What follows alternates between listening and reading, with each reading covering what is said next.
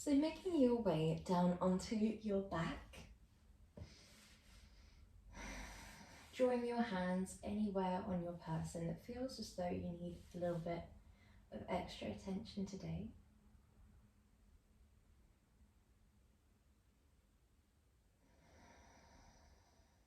Allow the muscles to melt down through your shoulders, through your back.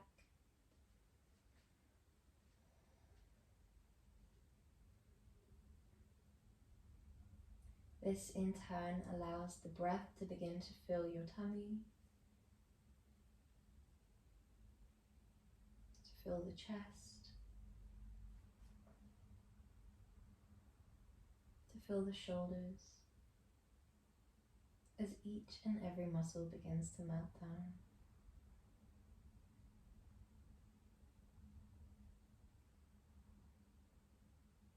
Allow tension to release from your forehead.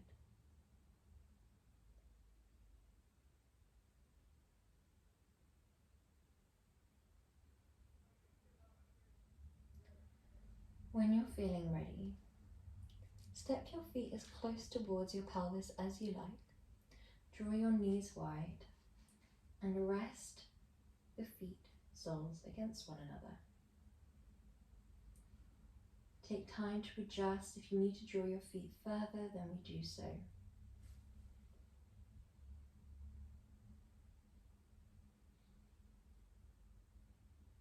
At the start of your yin practices, it is completely normal for the mind to wander at 1,000 miles a minute.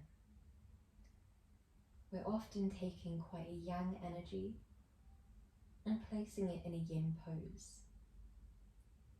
The silence and the stillness can feel really exacerbated by not having those external distractions. And we're gradually beginning to not respond to the internal distractions. So initially here, just allow whatever to arise. Place no expectation on yourself to be a certain way, to feel a certain way. You don't need to do anything at all other than exist exactly as you are in the present.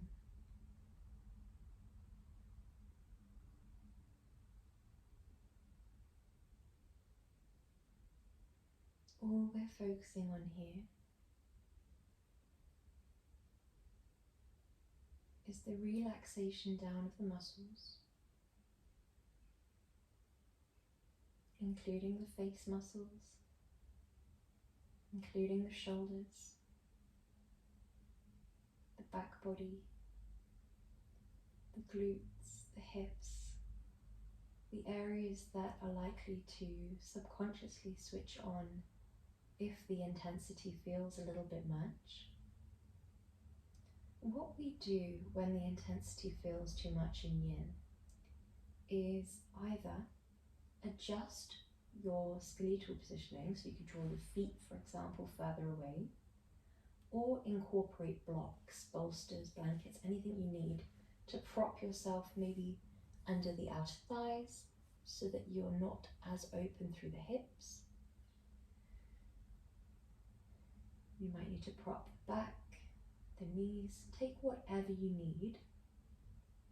The only thing we don't want to do in yin is A, push ourselves past the point of comfort until we experience pain.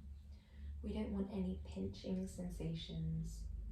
We don't want any very specific sort of tugging sensations. We want it to feel really melty, not overly localized into one area.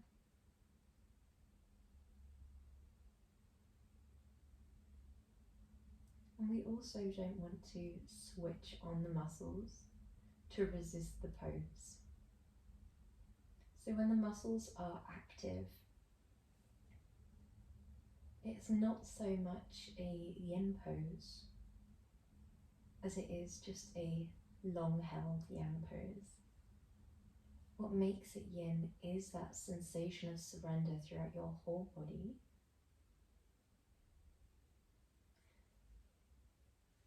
Which in turn targets the yin tissues of the body.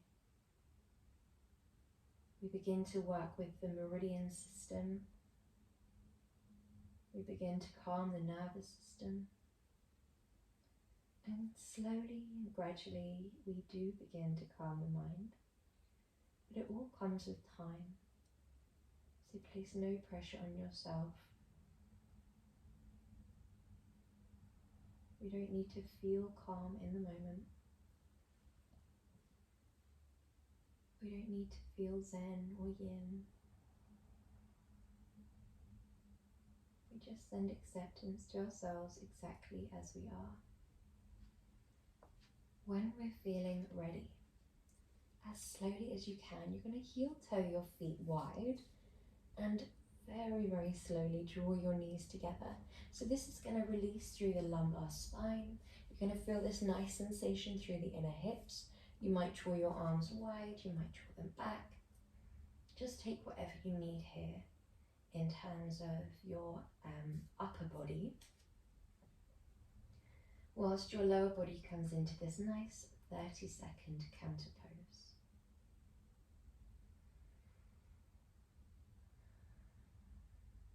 We begin to take belly breaths.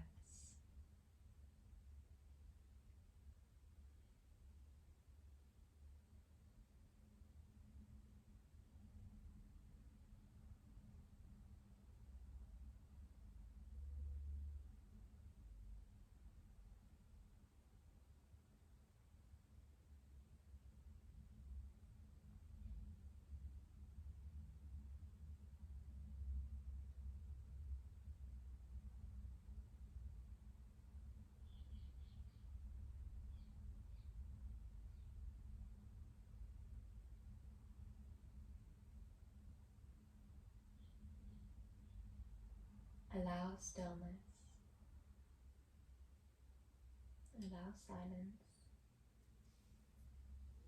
When you're feeling ready, our next pose, we draw the feet to around hip distance apart. Option 1 is on the back. You can hook your left ankle over your right leg's thigh, and either you could stay here with a gentle yang pressure from the arm on the inner thigh whilst the legs relax, or you can thread the arms through round the back of the right leg. Again, the arms are yang, yet the legs are completely switched off. You could also rest that right leg against a wall. So we have a few options on the back, and then if you'd like to intensify further, then you can come onto your front. Same leg, left side, would hook through. We would drop that back leg down. Make sure it's in line with your hip. It's not similar to yang, as we don't need this front leg to be squared off, dorsiflex. It just pings in towards your hip if that's what happens naturally. We don't need the hips to be perfectly squared off and forward facing. If you find that your left hip falls down or flies high, that's fine in yin. The pose works around your body as opposed to you having to fit a certain aesthetic of the pose. So once you found your version for today, we don't need to match what we did last week. We don't need to progress in yin. It's all about how you feel in the moment, how the pose feels in your body, and you will find a very natural progression over time. Because we're releasing the muscles, we're switching off that stretch response. Therefore, we're not thinking so much about the flexibility of the muscles. We're thinking much more about the range of motion of the joints, the strength of bones, the strength of the ligaments and tendons. So poses in these sustained long holds, where we are switching off the muscles, we're allowing gravity to take us deeper, are thought to have amazing effects on these deep yin tissues of the body.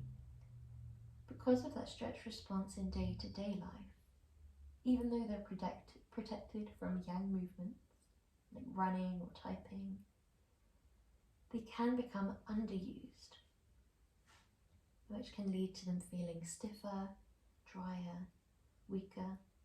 So we're just thinking in yin about creating that strength and length,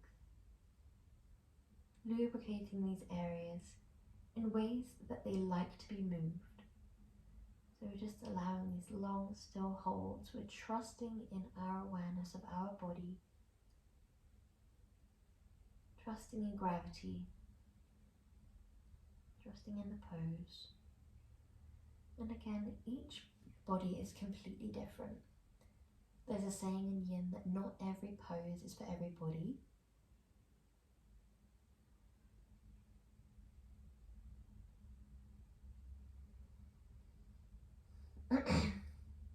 Yet every body is for every pose. So you make it work for you. Some poses just won't feel right for you. And then we make adaptations.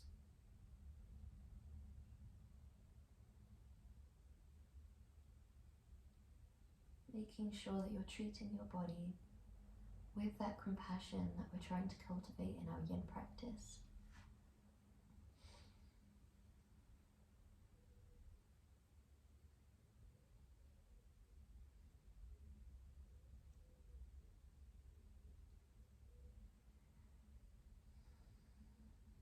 That compassion does come a little bit more easy throughout your sessions, throughout your life of yin practice.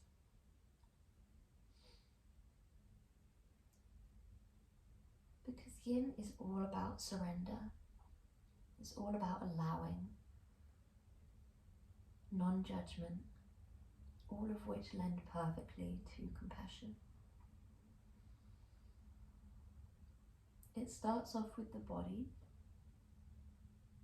and the breath, simply taking the two things that we can control in most cases.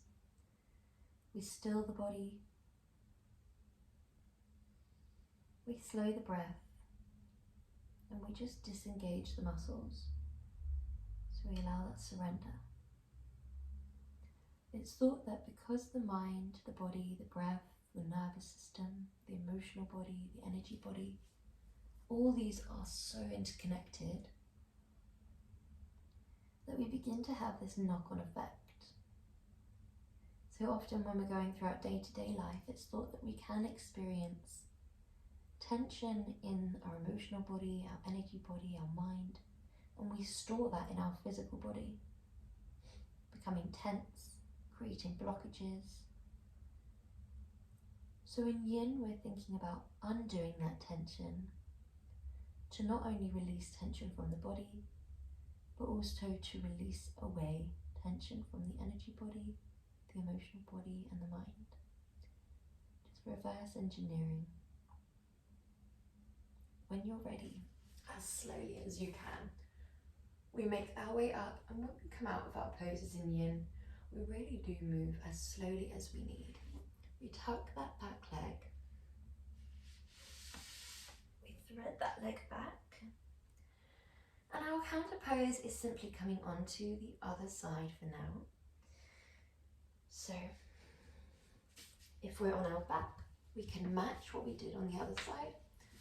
Just listen to your body, listen to what feels right for you. Take your time getting there. You might send the arms directly out in front. You might stay up the whole time. You might rest on your forearms. Take what feels right for you. And place no pressure on your body to look the same on both sides. It's all about that moment-to-moment observation, just listening to what you can feel within your hips. If you notice a correlation between the breath that gently draws in through the nose, into the body, and the sensations you feel. Often people can feel this intensity increase on the in-breath and a gentle decrease on the out-breath. Often we'll find in yin that poses that start off feeling extremely intense, like a really, really deep stretch, often dissipate into sensations of enjoyment, comfort, often finding that we don't want to leave the pose because we've melted into it, we've allowed gravity to draw us into a little puddle of a pose. And the same can be said for yin itself. At the start, when we allow ourselves to simply exist without the pressure to do anything, without the pressure to respond to the thoughts, without the responsibility to decide if the thoughts that we're having are good or bad, aligned with our identity, or whether we're going to reject them, hopping from conversation to conversation. When we give ourselves freedom from all of that, it can initially feel extremely uncomfortable. The silence and the stillness can feel extremely loud and extremely overbearing.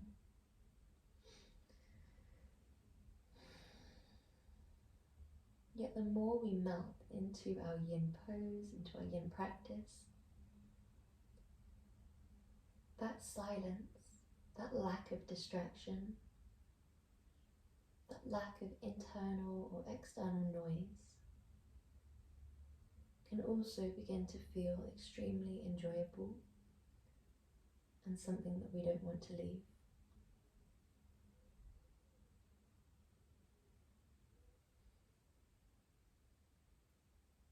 Often we're just looking to stay the same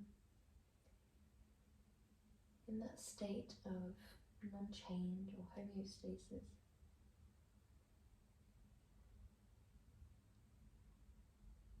Because any change can feel uncomfortable. In our day-to-day lives, which can often be quite yang, where we're expected to do rather than be, we naturally enter into that yang energy, that yang mindset, yang physicality, where we're on the go, we're doing. And it can often require this active change of state just to balance out our energies, to honour the other half, which is often forgotten, that yin allowing essence.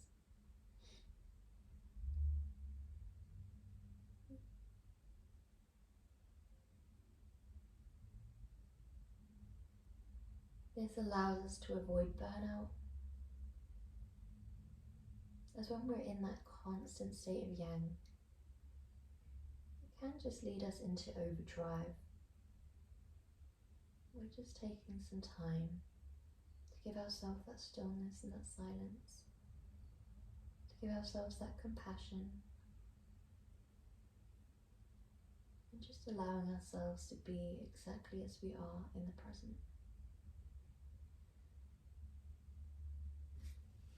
When you're feeling ready, as slowly as you can, we come up, and wherever we were, whether we're on our back or our front, we're making our way into a toe tuck. We draw the knees together, we place the toes tucked underneath your heels, sit your hips onto your heels, and either come up into a kneel position, so this would be the more intense variation. We release down, or stack your fists, rest your forehead, and we're in a toe tuck child's pose instead. So, take what feels right for you today. We don't always need to push ourselves to the maximum in yin. It's not always about deepening that range of motion, showing yourself how far you can go. It's just about responding to what you need in the present. If you're feeling a little bit run down today, you might grab a blanket and throw it over you. You might grab a pillow and hug it. There are so many ways that you can make each pose a mirror of what you need in that moment.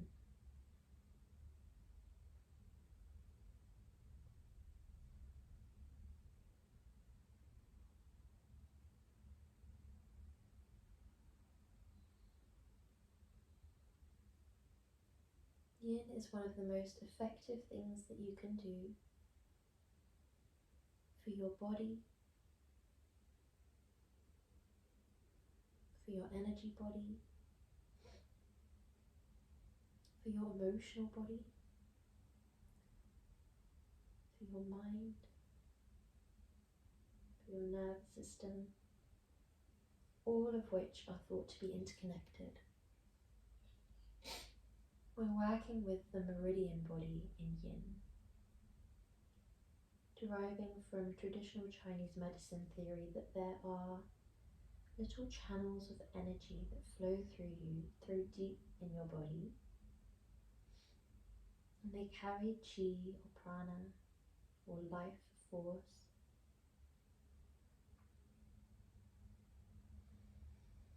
And we're just clearing the pathways in each Yin pose, releasing tension from the physical body that may have been blocking that flow, and stimulating these meridian bodies to encourage that healthy flow of prana. When you're feeling ready, we release the toes. Well done. We're going to come into our next pose, which is known as dangling. So, the base body is quite active here. The base body is holding us up. Lift your hips, release your upper body, and then we're going to thread the arms like this, and then hang gently with the upper body. Now, as you release down with the upper body, you might find that the arms just fall like that. That's absolutely fine. You can just let them hang. Or if you really want to feel that sensation of release through the upper back, re-thread them. Find that position where they won't fall if we relax the muscles. So, once you've found your sturdy base, your legs can be a hip distance apart here if you find it a little bit easier to balance. It can be quite difficult to have half the body as a yin pose and half the body in a yang pose. So the legs holding us up and the upper body completely switched off and melted, just allowing gravity to release any tension from the back, the neck, the head, the shoulders and the arms. Can be very challenging. Often we find that we begin to subconsciously switch on throughout upper body areas in poses like this. So just keep your awareness on the present moment. If we begin to switch on, it's no problem, we just relax down.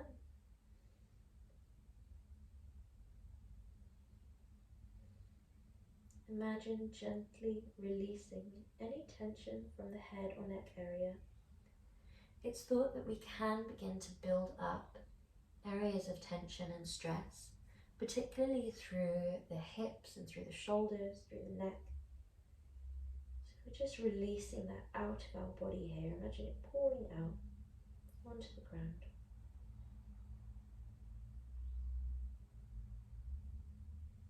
When you're ready, planting your hands down, stepping your legs back, and here we have the opposite. So now your upper body is going to switch on and your lower body is going to switch off. Protract the shoulder blades wide.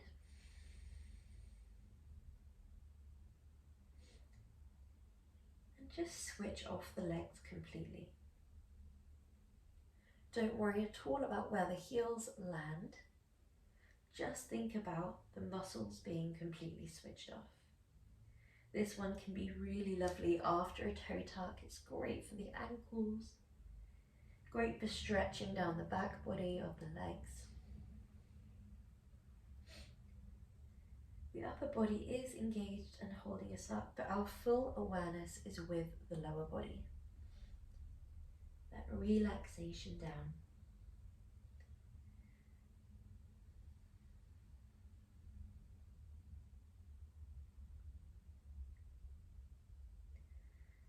Well done.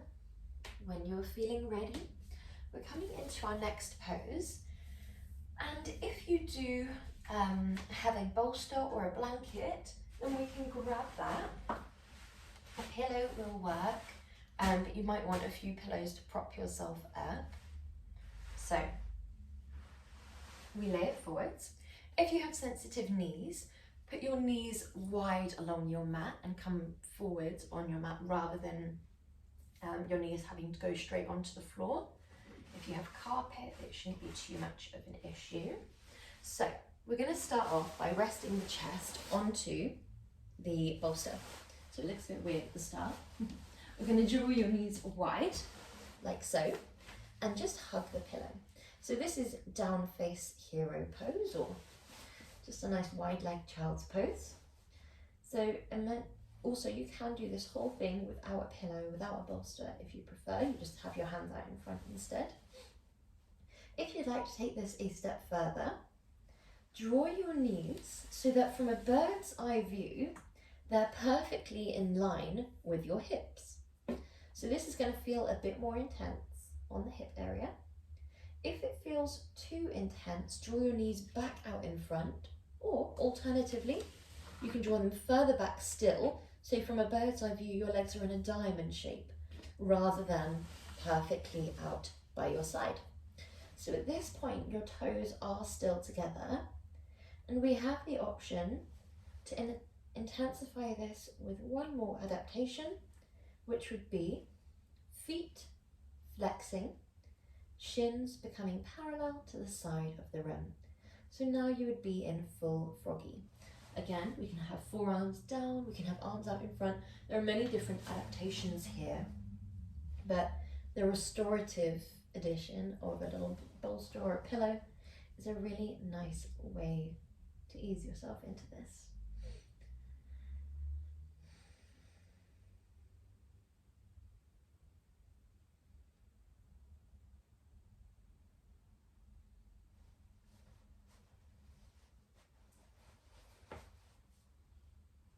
Once you've found your edge, which is the point in which gravity lowers you down to, where you can't relax down anymore, that's when we switch off through the muscles. We commit to stillness. There's often this temptation in yin to fidget, which inevitably involves yang energy, so we're moving and switching on the muscles. So as much as you can, just allow yourself to witness temptation to fidget. You know your body better than anyone. So if you need to move, then we move. But if it's just that habitual fidgeting, then just commit to stillness. Sometimes there are movements that are necessary, such as if you feel discomfort, then we might need to adjust, for example. But if it's things like tapping, looking around, fidgeting through the legs, the hips, engaging the muscles, for no reason other than to distract from that stillness, that's when we allow ourselves just to become aware of it rather than respond to it.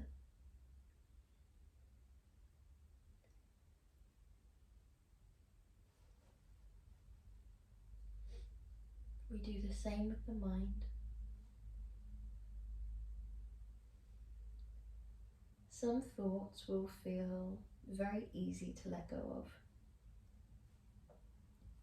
When we become aware that the mind has wandered,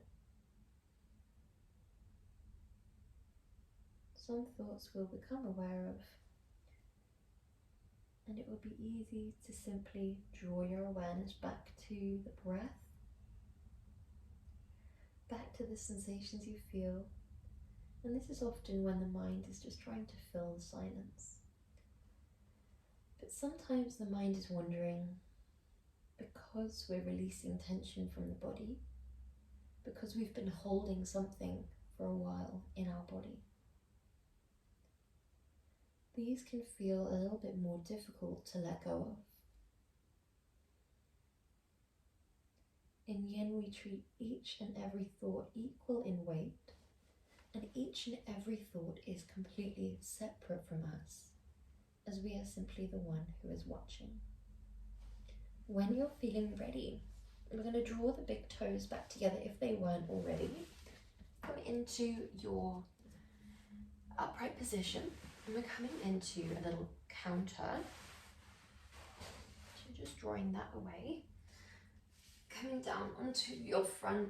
This is a very simple counter, but it is probably my favorite. Just relaxing the forearms down, the forehead down, and becoming heavy. Lovely and simple.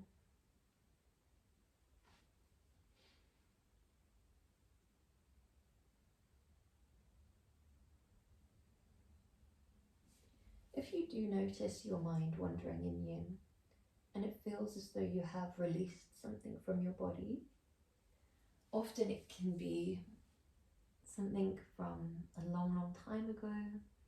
It can be a person, an event, a place. Anything can arise into your mind that does feel a little bit more attached. Often the identity will begin to chime in, the ego might begin to get involved, and we just allow them to keep taking that step back into the passenger seat. We allow our observer self to keep stepping into the driver's seat. The observer self is non-attached from the human brain, which is constantly and habitually working. The observer self is separate from the physical body, from the emotions. It can't judge. As soon as judgment comes into the equation, we know we've stepped back into the ego, the identity, the human brain. The observer self is simply awareness, consciousness, full of love, full of compassion, present.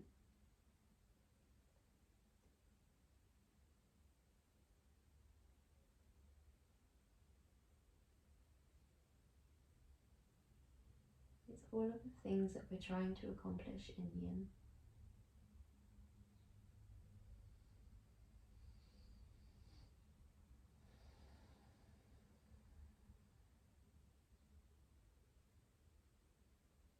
Well done. When you're ready, we're going to come onto our back, and if we have a block, then we're going to grab our block. If we don't have a block, then you can use a thick book if you have one, and if you don't, then you can just rest for this movement here instead. So draw it to the side of your mat. We lay down, we lift the hips, and we slide the block underneath the pelvis. Send your legs long, like so. Send your arms back, and you're in your yin bridge. If you send your legs long and your arms back, and you notice that the block shifted more towards your lumbar spine as opposed to your pelvis, take a moment and just reshuffle it back down, because we always would like it underneath the pelvis, never the spine. You can as well take that little square shape. I really like taking hold of the opposing elbow to stretch in this one as opposed to the arms back. Just stimulating through the heart and lung meridians in the chest and shoulders that little bit more, running through the armpits. We will also be targeting through the urinary bladder meridian in the lumbar spine, the stomach and spleen meridians on the inner thigh and groin. So this is a really lovely one for targeting many different meridians across the body. Movements like our toe tuck can feel extremely intense because we're targeting so many meridians in that one localized area, whereas here we're getting this nice even spread. It's a really nice heart opener, so it allows that gentle melting down, surrendering essence.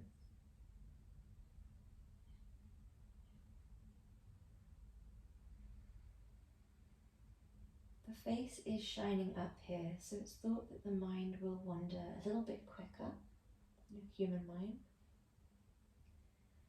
So just allow yourself to witness that. There is no right or wrong.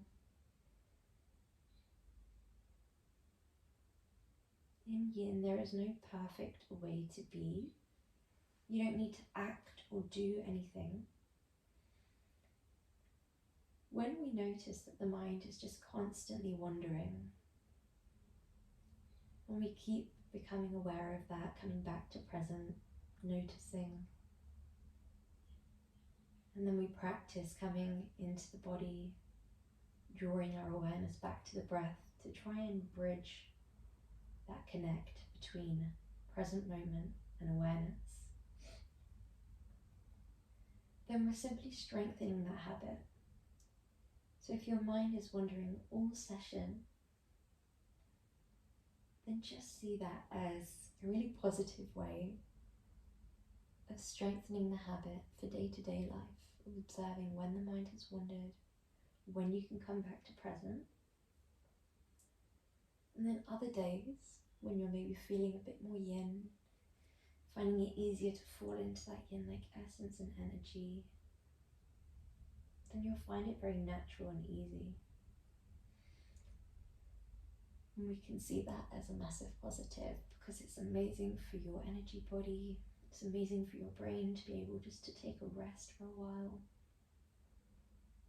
Often the body will melt down every night as we sleep, but the brain is always working. When we go throughout our day-to-day life and our personal life,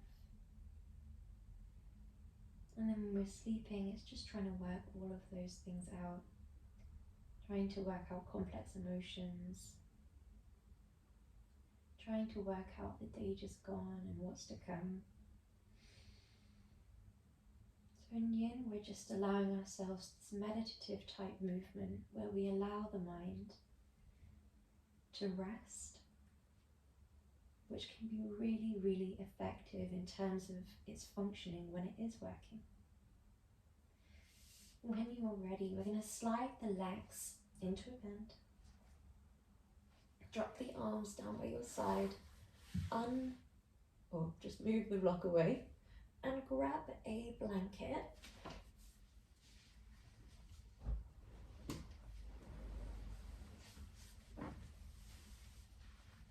Pulling it over you and allowing yourself here to completely melt down. You could have your legs long in a Savasana pose. You could have your legs bent, knees together, feet wide, or vice versa. Just allow yourself here as you melt down to fully observe your breath.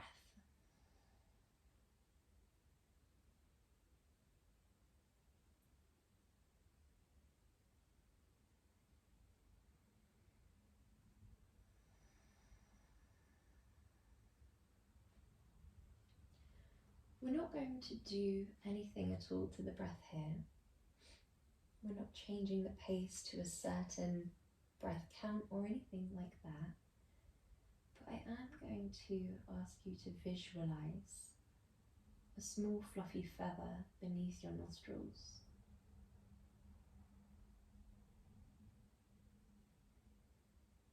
As we breathe in, we're trying not to move that feather. And as we breathe out, we're trying not to move that feather.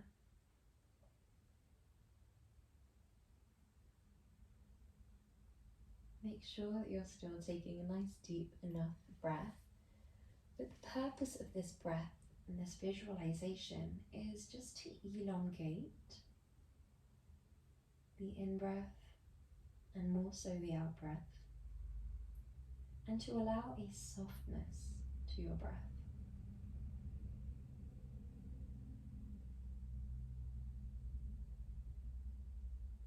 You still want the belly to balloon up to the point where you fully inhale, and you still want the abdominals to draw back at the base of your out-breath. Still allow moments of stillness in between the two.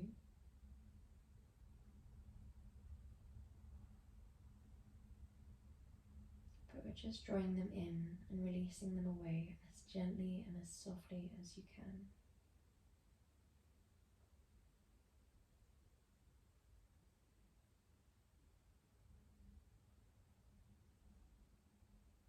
Many people view consciousness as completely universal. So that part that we step into in yin, where we're awareness, but we're not our body and we're not the brain. We're not our thoughts or our emotions. We're just watching. Many believe that this is one consciousness, that it connects every living being together. And many believe that this is drawn in on the breath, released away on the breath.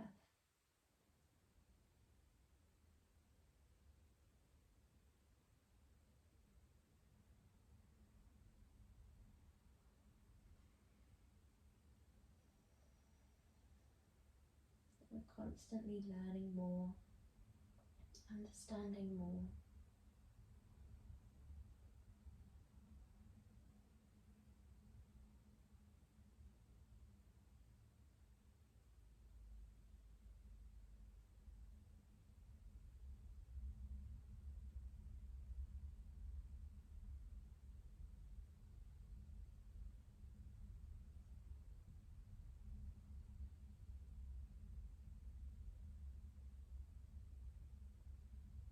Each person has their own individual and intuitive knowing or thoughts of who the observer may be, how it flows to us and through us, what prana is, what it does for us. So in yoga, always take what relates, take what serves, what resonates, and just release away what doesn't align.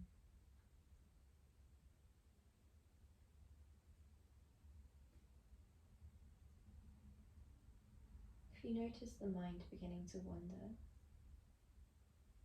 we purposefully first release tension from the face, the forehead, the eyebrows, the cheeks and the jaw. Tongue falls to the base of the mouth.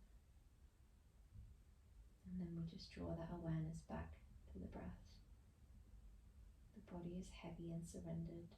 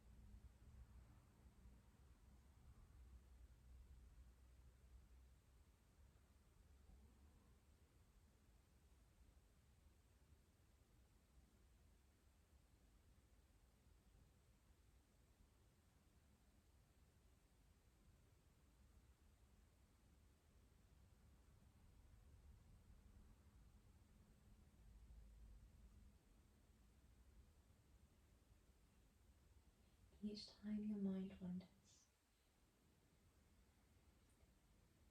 Give yourself that permission to not respond, even if it's for the last time this week. Allow yourself to feel that relaxation that comes when all you have to think about is your breath and the present moment.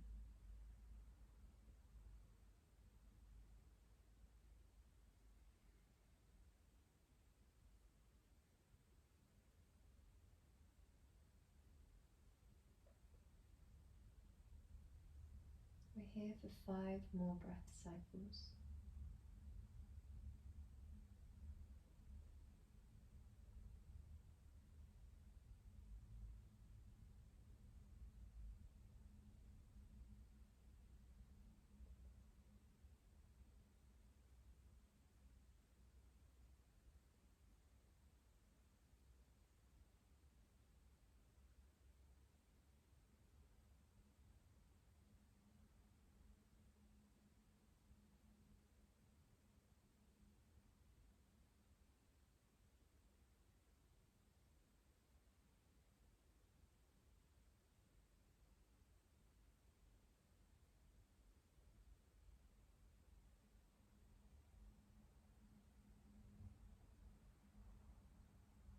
When you're feeling ready, as slowly as you can, begin to bring movement into your fingers and into your toes.